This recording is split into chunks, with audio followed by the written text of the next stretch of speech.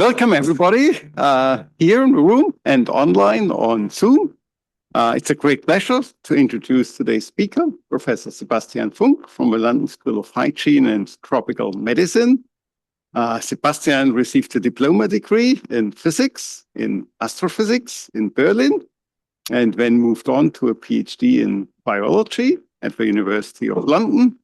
Then following postdocs in the UK and at Princeton University in the US, was hired by London School of Hygiene and Tropical Medicine, where he has served as assistant professor, associate professor, and now full professor, and where he co-directs the Center for the Mathematical Modeling of Infectious Diseases.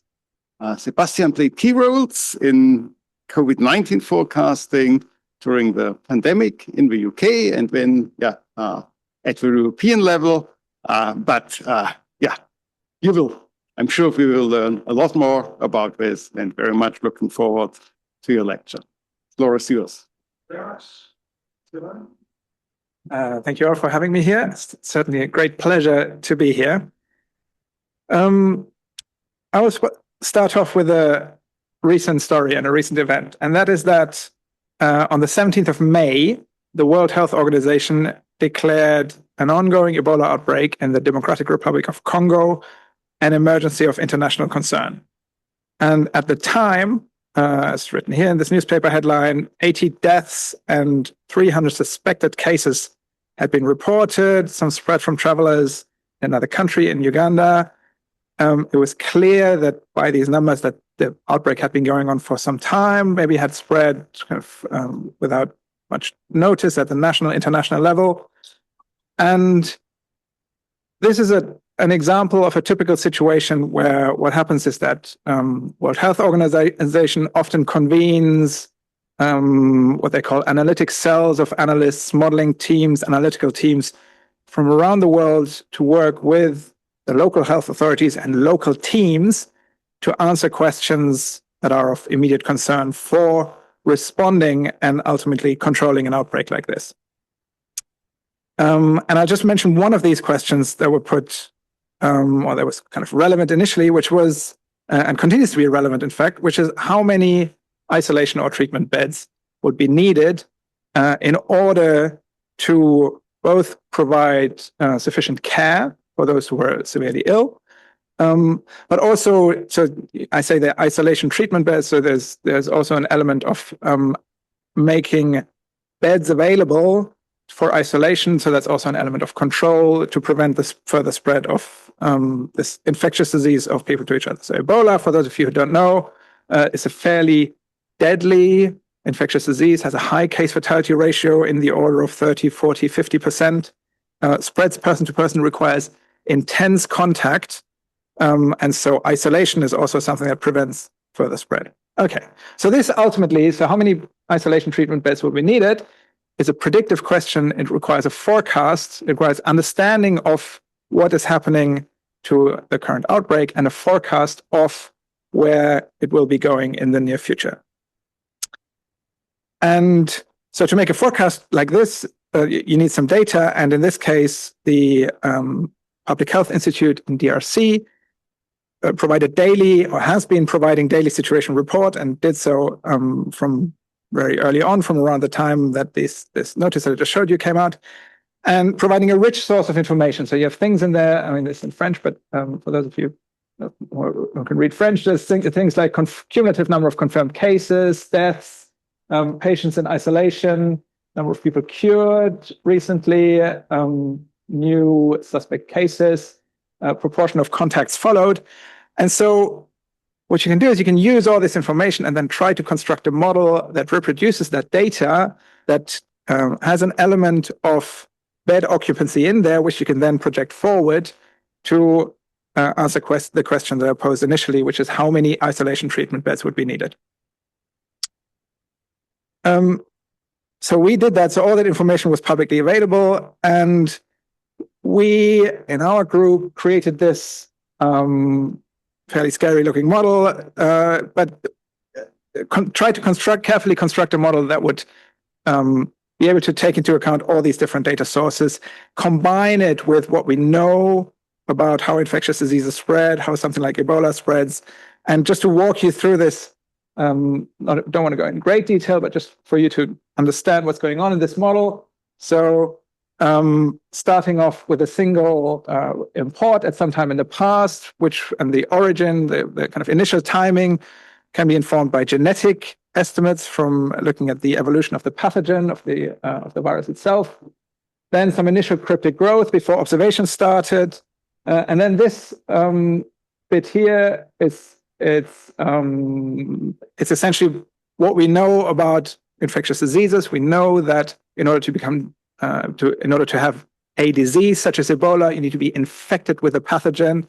The pathogen spreads from person to person, and because of that, there's a spatio-temporal correlation in new infections. The new infections on day T will depend on recent new infections at times here T minus S, and then you weight this with what is called the generation time interval distribution, or how long it takes for one person to go through the course of infection to a degree that they can infect to others.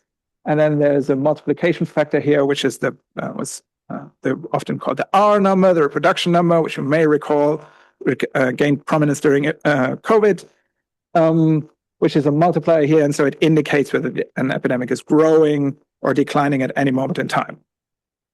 And then these new infections at some point after an incubation period will develop symptoms.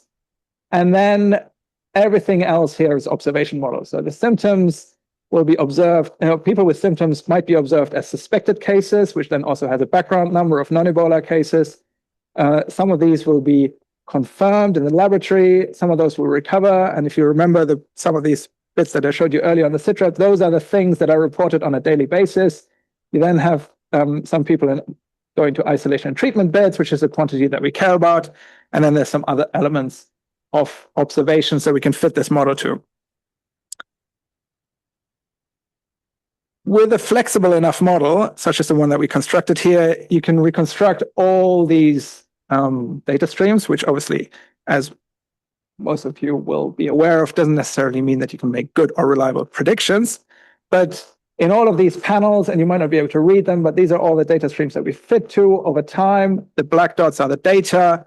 The colorful bands are the within sample what the model produces.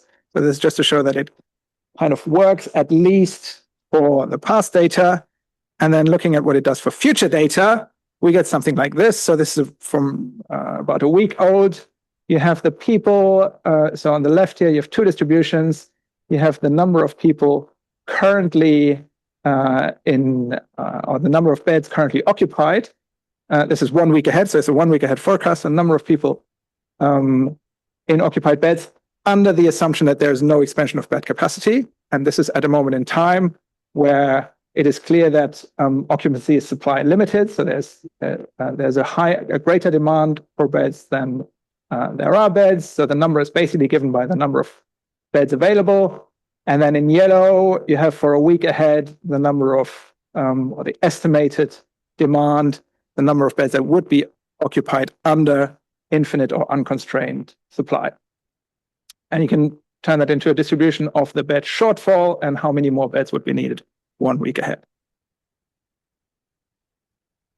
All of this just to motivate what I'll be talking about for the main part of this talk. And actually, this particular piece of work is very similar to work that we did about 10 years earlier when there was an Ebola outbreak in West Africa. And this is just from one of the works that we did then, one of the papers, which is asked almost exactly the same question. There were plans for expanding bed capacity in Sierra Leone for an ongoing Ebola outbreak, and we were working in real time to try to understand whether this planned expansion would be sufficient. And at the time, maybe just to show you also again a bit of what this looked like at the time. So we used, similar to what we're doing now, models fitted to weekly data to then make forecasts here in gray.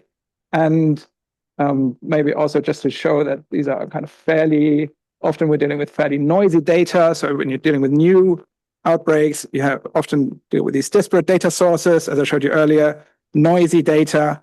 And we were using a similar model to what I showed you earlier at the time. to then make forecasts.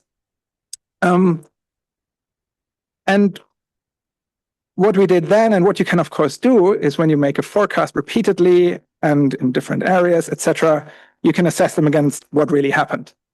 So this is for one particular area in Sierra Leone, the final time series in black, and then every week the forecast from the model in yellow. And broadly, what the model did was to project the recent trend. And so it projected recent trend on an exponential scale, because we know epidemic growth is usually exponential. And so you see at times when there was a change in trend, the model would perform pretty poorly. So here, for example, the extrapolation was here, this going from this, projecting exponential spread upwards and way above what the data showed. In other cases where there was a more stable trend, it worked better. But then again, you have this problem that whenever there was a turn, the model didn't do very well at predicting the turn. And some of these turns were data revisions, some of these were behavioral changes, some of these were interventions, but they were all things that at the time weren't in the model, and therefore all the model did was project the growth. And this is a fairly common way of modeling epidemics.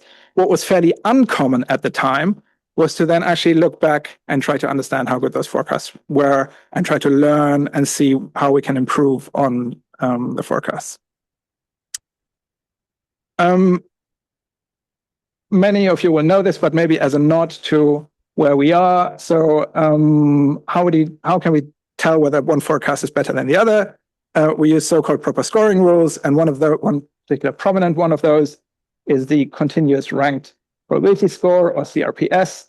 So we somehow assess how far from the data our predictive distribution, represented here in this formulation as samples X, is, and then and we correct that in a way that rewards honest assessment of uncertainty and penalizes overconfidence. Using this to look at our Ebola forecasts, you may have gleaned from the earlier slide that they weren't particularly impressive. This is here comparing to a baseline of no change carried forward, and we're just dividing the average CRPS of our model to that carry forward baseline. So if we're below 1, we're better than that baseline, and if we're above 1, it's worse, as a function of the forecast horizon. And we can see, so this orange one, that's the one that we used at the time. So you can see that basically not even 1 week ahead, we are better than a no change baseline. And we looked at different kind of variants of that same model, and we at the time, and even our best model with hindsight performed just about better for a week, but the same as the no change baseline after 2 weeks, and then much worse after 3, 4, 5 weeks. And this, of course, relates to this, what I showed you earlier, that there are these turning points, etc. And projecting exponential growth forward was at almost no time a particularly good way of modeling the disease dynamics. Okay, so this was from 2014. And of course, since then, 10 or more years have passed.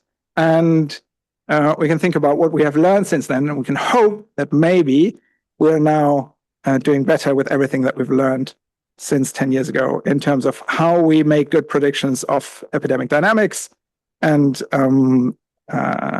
being able to project this further forward reliably.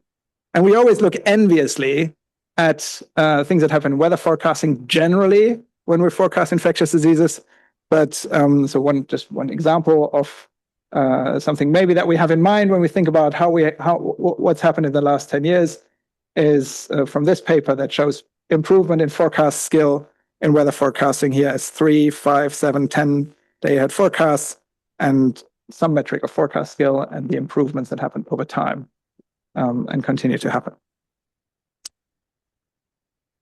Okay, so what have we learned and how did we learn?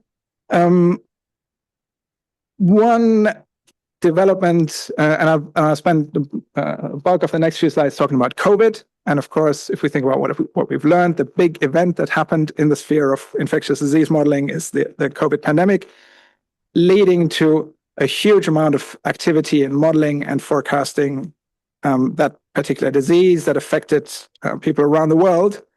And so one development that allowed better understanding of forecasts and their performance was the creation of these so-called forecasting hubs. So of course, what I showed you earlier and this performance, that was just our particular model and its performance. So very difficult to generalize, very difficult to learn something about general quality of forecasts. A better way of doing that is to allow to ask lots of people to make forecasts and lots of modeling team to make forecasts, and then use that to learn something more about models and their performance. So these forecasting hubs, they were created at a time when there was lots of modeling happening in public, lots of people making forecasts, and the idea was that you have a single source, a collation of all these forecasts to provide decision makers with a kind of single source of truth, but also to provide insights into how different approaches work, which ones work better, which ones don't, and more generally allow an exchange of methods and better communication between modelers. So this is just one example. So people created these platforms. It started with a US one created by Nick Reich, HIT's Colloquium speaker 6 years ago, I understand. And then there were several spin-offs.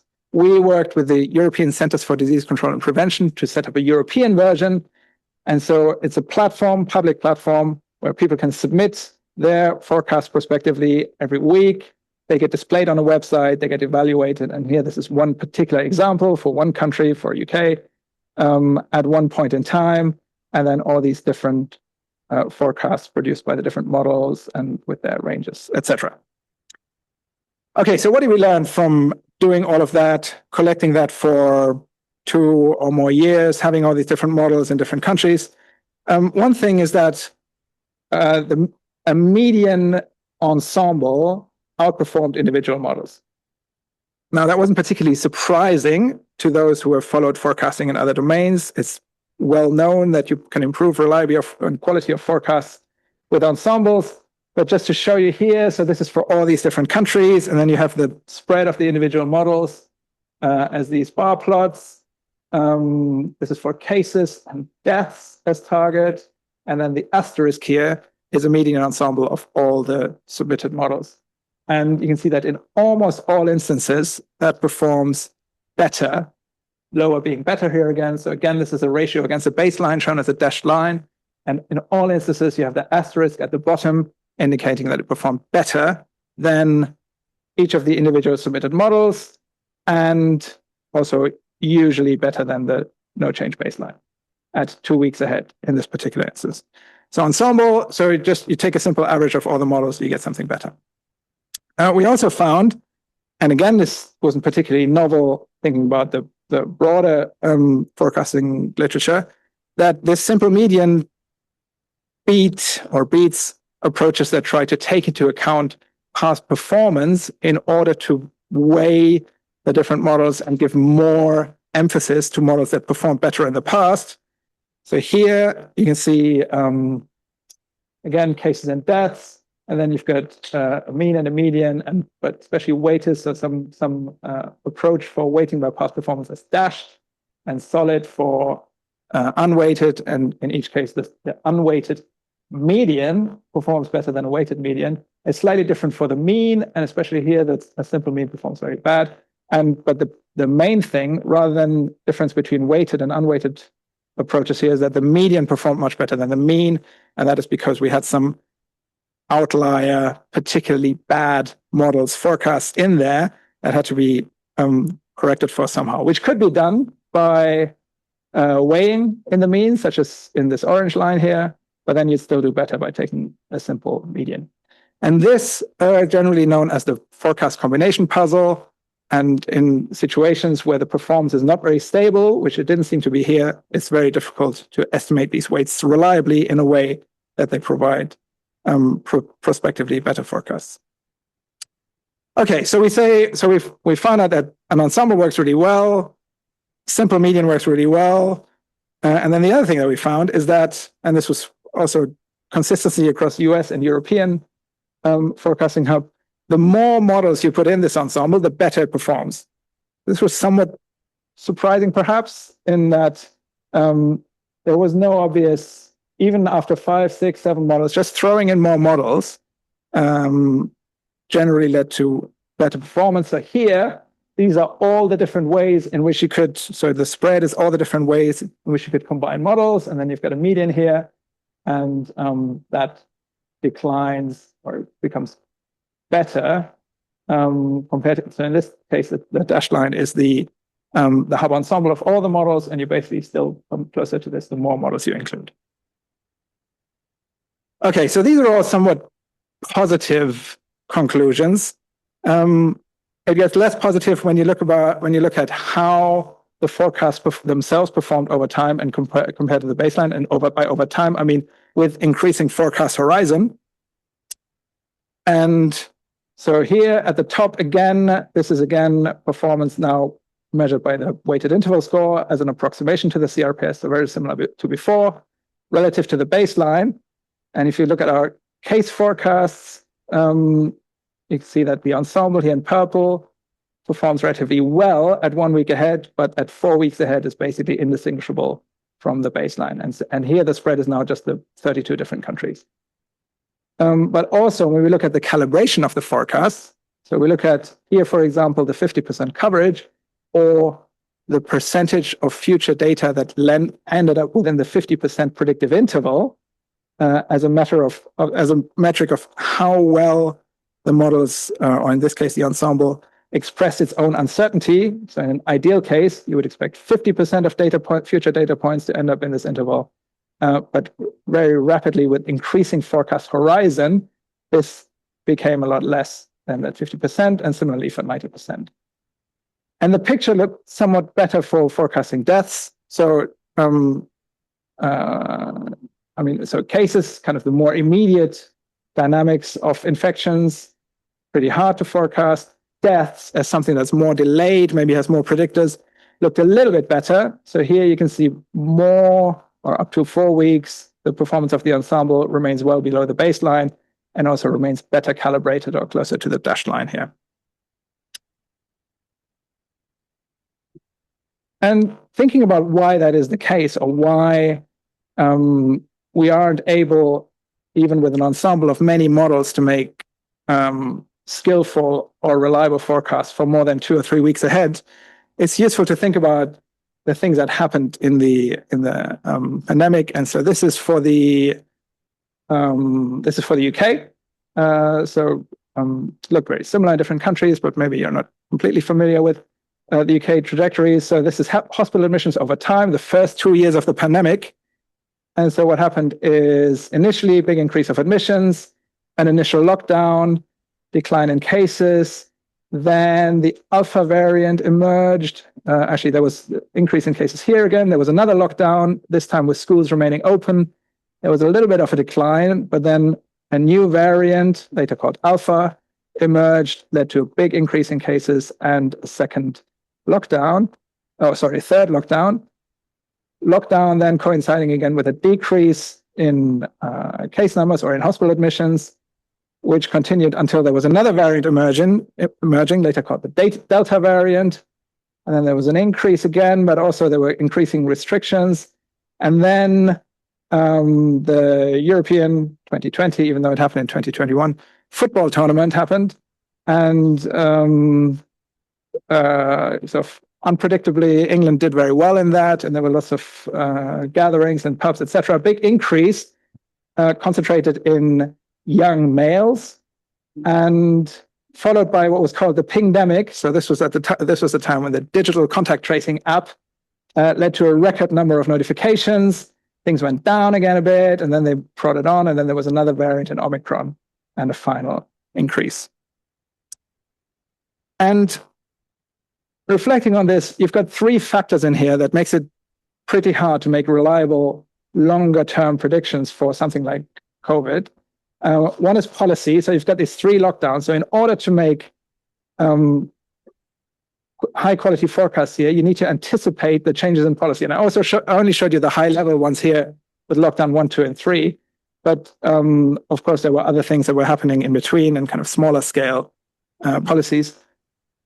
So in order to make accurate predictions, you kind of need to predict what those what those policies would be. You also need to predict evolutionary biology and these new variants, when they would come up, and their impacts and their transmission, etc. And you also need to predict individual behavior, such as, what would happen when there's football going on and people going to the pub, etc. All of these are pretty hard to predict in themselves, but you need to predict them if you want to predict just the epidemic dynamics in itself. However, in COVID, there was an unprecedented collection of data, high resolution data on all these things. And one could think about whether maybe having all that data available allows one to make more reliable predictions for these sub-elements, and thus better predictions for epidemic dynamics. And I just want to briefly mention data on behavior. So shown here at the bottom now, parallel to this, is measured, or I'll tell you how it's measured, but measured mean number of contacts per person over time by different age groups. And this was based on a panel of individuals that were asked on a weekly basis, how many people have you come in contact with in the last 24 hours?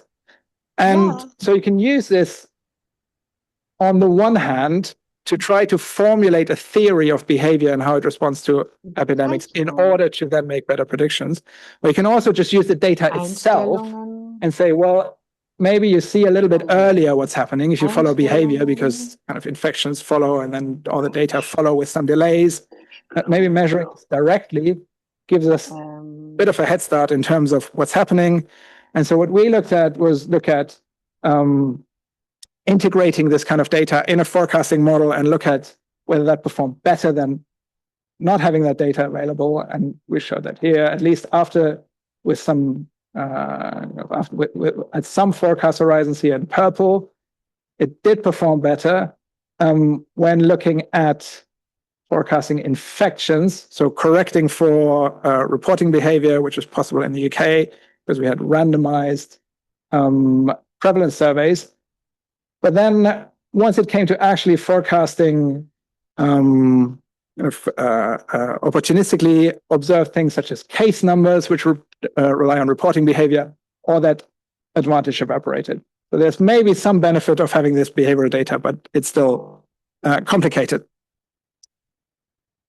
Now, just coming back to this again, so there's a question of, so these things, policy, biology, behavior, yes, we need to predict them all. To some degree, we can predict them, right? So we can.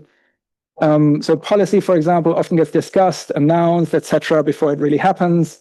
Biology, we see variance at low levels sometimes, and so we can maybe understand before we see it in this aggregate data whether evolution and new variants make a difference. And similarly for behavior, maybe we have a sense and intuition for how behavior is changing and what it might do to an epidemic. And what we are wondering then is whether this difficulty in making forecasts for COVID is a reflection of our inability to really predict what's going on, or whether it's our inability to encode that in a model which then makes reliable predictions. And so what we did in order to get to that is we set up a platform for making human forecasts. So we set up a website, not the best user interface in the world, but they sort of did the job in allowing people to look at the trajectory, put in some numbers, and get that visualized. And so with the idea that people would use their sense and intuition of the epidemic rather than, or to see whether that could, how that would perform compared to what the models did. And so we did that for all these 32 countries, and we had a relatively stable number of forecasters, and it led to some unexpected publicity where people would kind of tweet about this and look at, there's some fairly prominent people with many followers on social media saying these would normally be, the forecasts were usually right, and here look at this, and this is, you can see here that it's going to be really bad in Germany, something like that. And I don't quite know whether proper scoring rules were used to make that particular statement that the forecasts were usually right. But we did look at using proper scoring rules to understand that, and we found that this platform and the kind of human putting in their forecast directly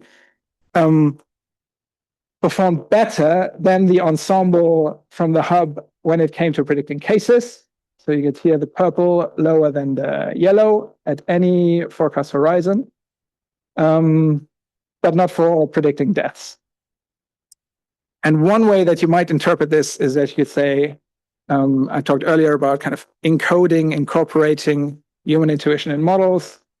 For cases, so the immediate, the first observation of changing in dynamics is something where maybe the fact that humans can incorporate exogenous information that is not encoded in the model gives an advantage. Actually, this is just one way of interpreting this. Whereas when it comes to predicting deaths, which is more leading indicator, you see maybe first in the case numbers, then in the hospital admissions, then eventually death, is more of a statistical operation on existing data streams and something where maybe having something written down as a model yields an advantage compared to doing something based on intuition or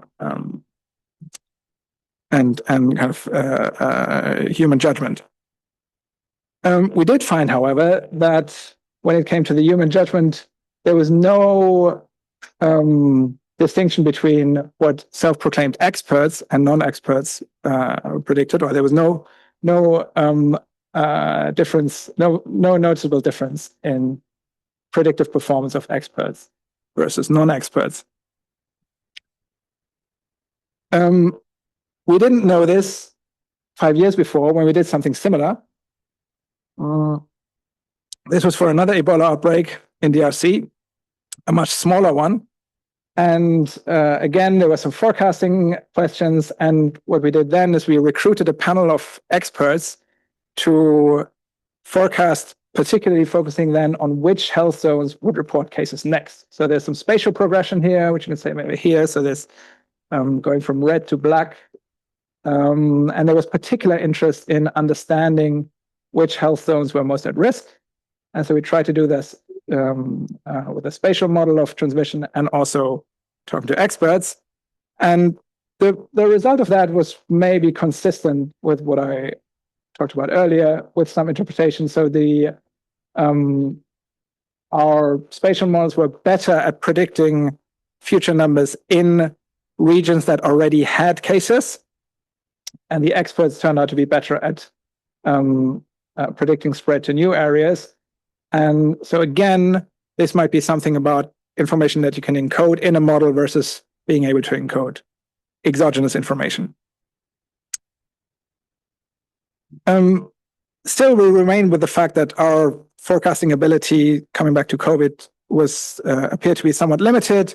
And there's an increasing interest in whether we can quantify these limits of prediction. So it's just give you some snapshots here, but it's worth remembering that COVID and Ebola as well are somewhat on the extreme end of things that you might want to predict. We do have some diseases like flu that are very seasonal, regular, kind of produce year-by-year dynamics, and where these things like behavioral changes, policy changes, biological changes, and pathogen evolution play much less of a role. And so there's increasing interest now in trying to understand maybe what it is about certain diseases that makes them more or less predictable.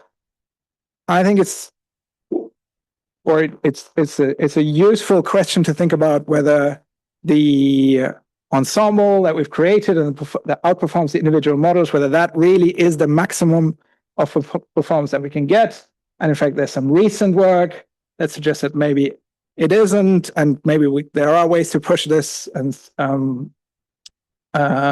Google, as one actor that's very active in the AI space, has put together this exploratory research assistant, or ERA, and applied this to COVID forecasts. So what this does is it uses the existing model descriptions from the COVID hub, and actually for COVID, flu, and another disease, RSV, uses existing model descriptions, creates computational representations or code of them, and then uses some evolutionary algorithm where models are tweaked a little bit, and then it is looked at whether that improves performance or not. So again, this is something where Nick Reich, as former his Colloquium speaker is involved with, together with Google, and they found that their AI ensemble beat the CDC Hub ensembles for flu, COVID, and RSV. So matching or modestly beating the CDC Hub ensemble. So some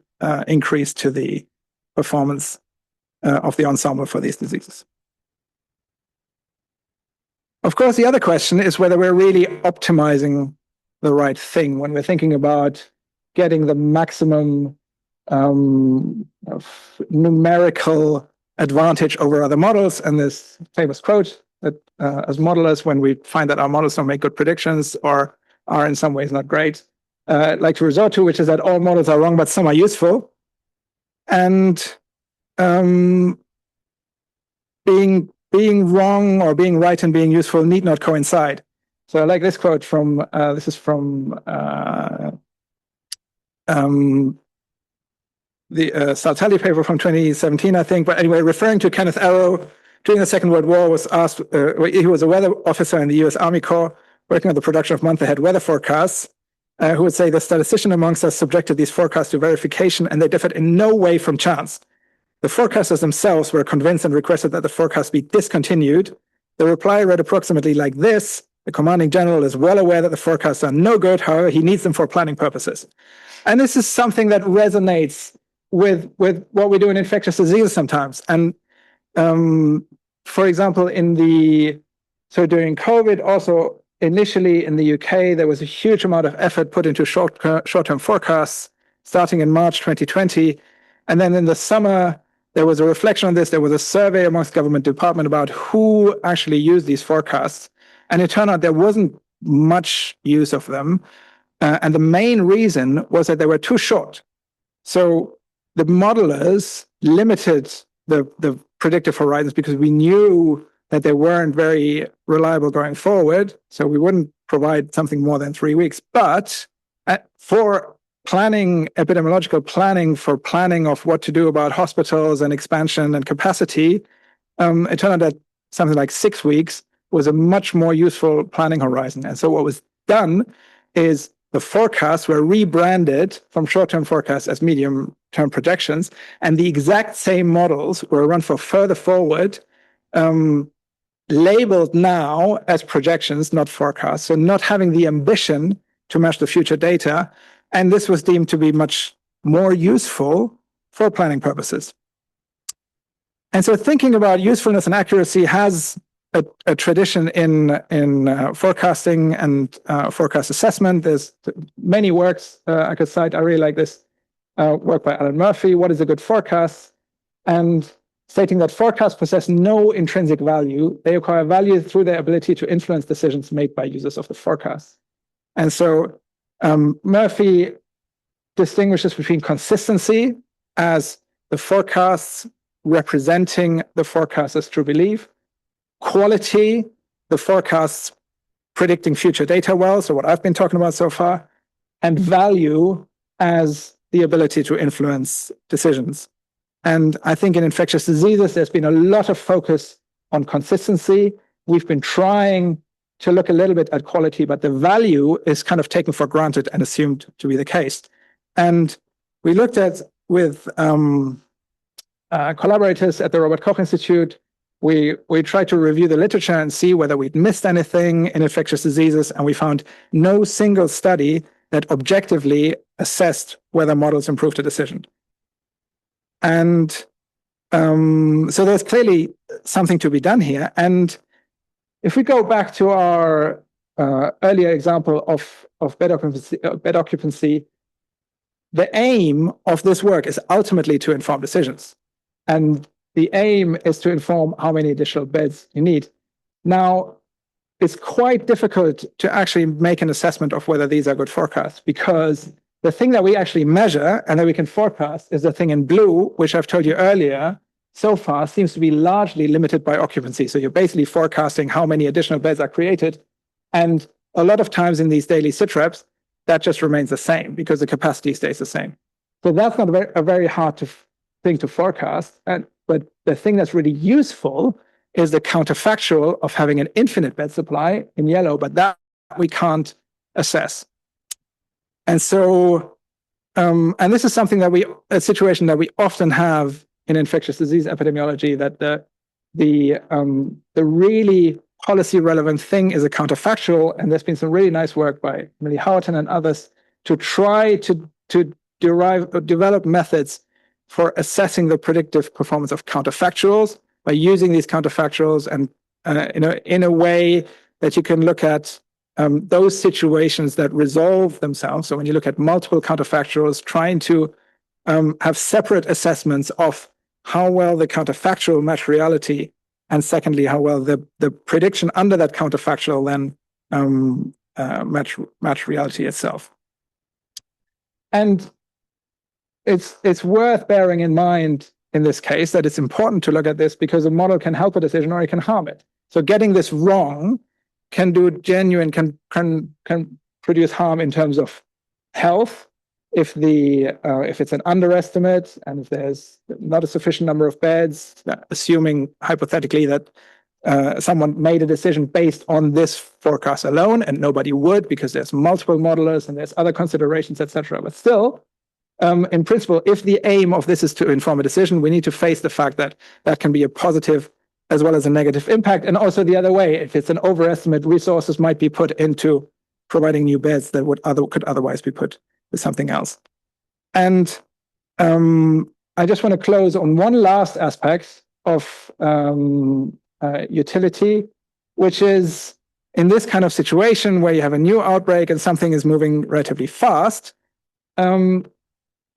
there's particular utility in being able to produce estimates and forecast quickly. So Chris Whitty, later chief medical advisor in the UK, including during COVID, said in 2015 that an 80% right paper before a policy decision is made is worth 10 95% right papers afterwards. So if I'm saying nobody's assessing value versus or kind of quantifying value, maybe that's one way of quantifying one particular aspect of value. And coming back to the Ebola example I gave you, one thing I haven't mentioned to you is that this model was, whilst devised by human, the code for it and the implementation was created by an LLM. So where the earlier Google example I gave you is the LLM exploring model space, this here is the humans designing the model and the LLM providing the implementation. And I think we're seeing increasing use of AI in public health. It's certainly going to change the field, and I think it creates really important questions of kind of who is responsible. I talked about potential value and harm. Forecast creates really important ethical questions about who is responsible for model outcomes, and also creates issue about costs and who designs the LLMs, etc., etc. With that, in summary, I've tried to explain that forecasts can inform decisions in outbreaks, that we find over and over again that predictive skill seems fairly limited, if somewhat ultimately interpretive. Maybe we just need to adjust our expectations of predictive skill. I've tried to argue that there are things that make forecasting particularly hard for infectious diseases, especially changes in policy, behavior, and biology that all need to be predicted themselves in order to make good predictions. I've given you two examples from recent work where AI can make forecasts, on the one hand, more accurate, on the other, faster, but also try to argue that accuracy itself doesn't provide usefulness, and we need to do more to measure value of forecasts. With that, I thank you for your attention.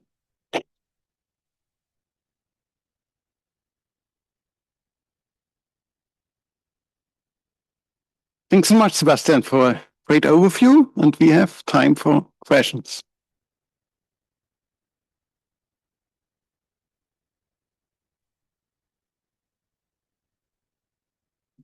Donald, please come to the microphone for questions. Yeah, so with the folks on Zoom, otherwise they cannot hear. You're the first one. So thank you, Sebastian. I thought that was really, really nice. On your early slides where you had the fans in yellow, if you could you go back to your very early slides. By the way, has anybody here ever suffered from a tropical illness? Nobody? So I guess I'm the only one. You have? Really? I'm surprised because you live in Germany. But I once got dengue fever, which you get from mosquitoes, and it's no joke. You want to have your forecasters, and this is I thought that your work here was really great, even though you might not have regarded it as really great. But I'll tell you why I thought it was really great. At no time did you underpredict. Yes, and also even when you were wrong, you were not insanely wrong. And I think that that's what's absolutely needed in predicting, in making forecast, in forecasting for the purposes of controlling pandemics. My feeling is that there ought to be that you should be able to allow anybody who wants to make a forecast to make a forecast, but there ought to be a penalty for being wrong. And especially there should be a high penalty for underpredicting the number of cases when you have diseases that are as fatal as Ebola. So that's the point I wanted to make. Thank you. So I think there's an interesting element of that point that you make that relates to this question of decision value, and it's one thing that we're thinking about now is what would be good ways of eliciting decision maker preferences, and one obvious example for that would be that perhaps decision makers asymmetrically value error in the sense that they might prefer an overestimate to an underestimate. But we need to quantify that or understand that and ensure that really is the case before we say, well, let's change the way we evaluate our forecasts, because there's also a risk in incentivizing overestimation, right? So as opposed to honesty.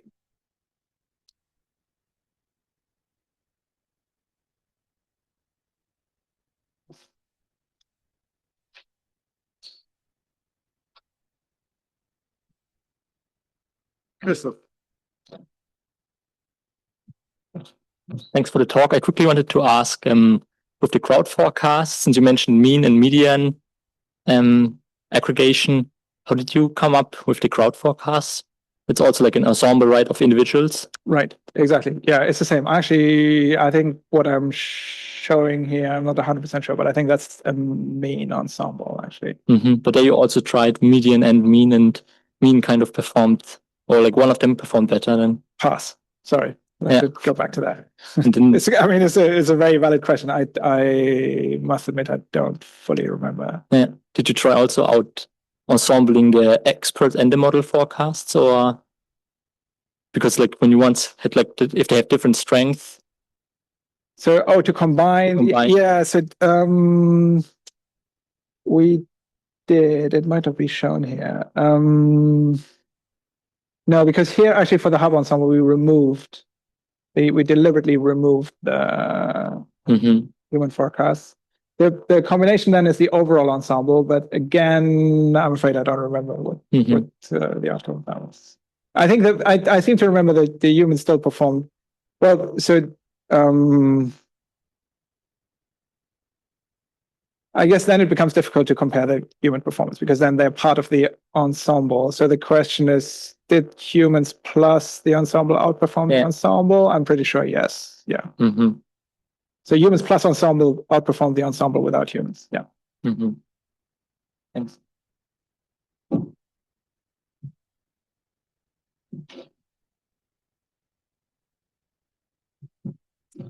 Thanks for your great talk. I was just wondering, like in the things that you listed that are important for forecasting, I noticed that like the interpretability of the model is not one of them. And I really like your Bayesian model appeals to me because you can see all the pieces and you know what's happening. And I don't like a black box AI model for exactly the reason that you don't know what's going on inside.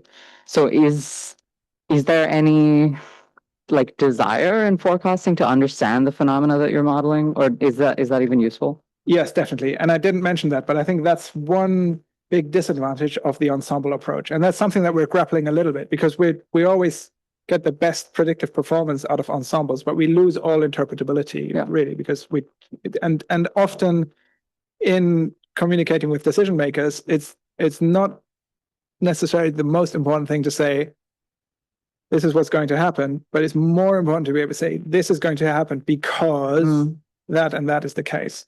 So, I mean, maybe again, thinking about value for decision makers, I think there might be space to explore that a bit more. How much of a performance reduction I'm willing to have if I can still interpret my forecast. I think there's definitely a trade-off there. Cool, thanks. Let's show the last slide again. Some of our... Yeah.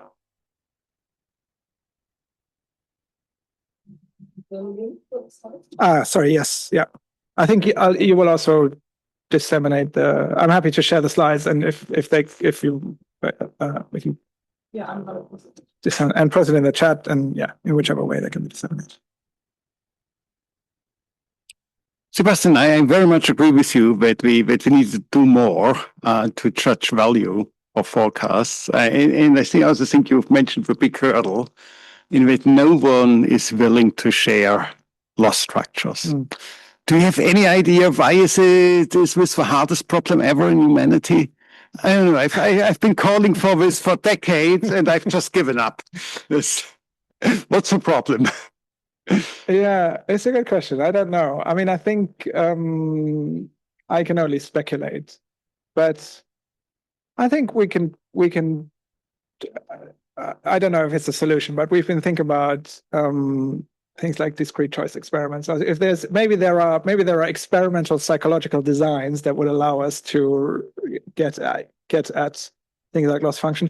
I could imagine that one problem is that it's really hard to quantify prospectively what one's preference or loss function is, and quantifying that. So I think maybe we can think about whether there's ways to get at that quantitatively through asking kind of not what is your loss function, but asking other questions. Perhaps that's my hope. I mean, there's also, I think sometimes you also can glean implicitly what decision makers' loss functions are, and in terms of just by if a preference is expressed for one thing over another, maybe even without someone explicitly formulating a loss function, you can derive it from the preference, which is similar actually to thinking about this as we've been trying to with discrete choice experiments. But and I guess there's also just an element of, there's kind of stakes involved for a decision maker, and maybe it's people like to keep their cards close to their chest. I don't know, but I'd be interested in hearing more about what you've tried and failed to elicit in terms of loss functions, leading you to think it's the greatest problem of humanity. Donald, can you come, Mike? So if you may go to the previous slide, I was struck by the very last part of last half of the last statement, that we need to do more to measure value.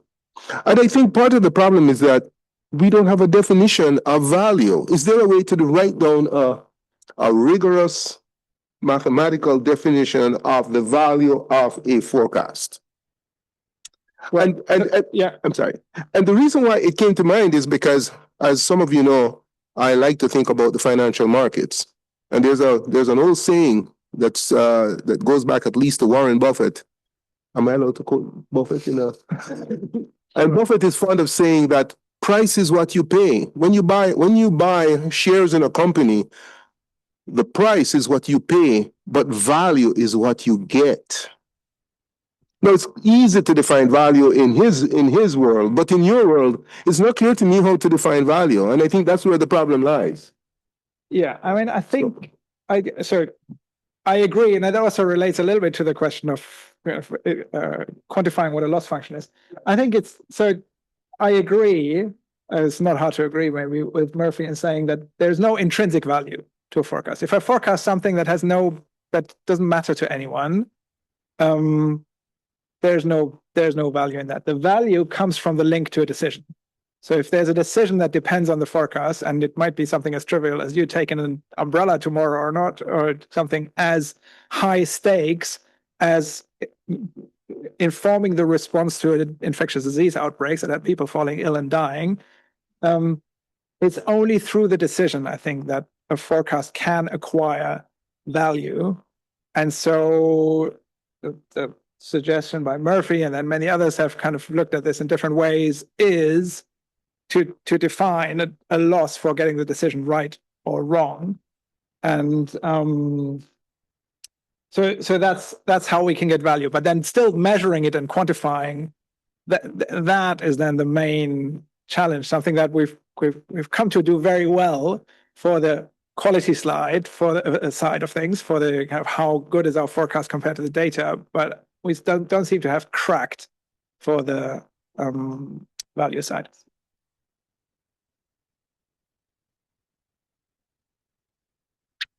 Okay, I think this is a great topic to continue discussion over coffee. So many thanks again, Great, Sebastian. thank you.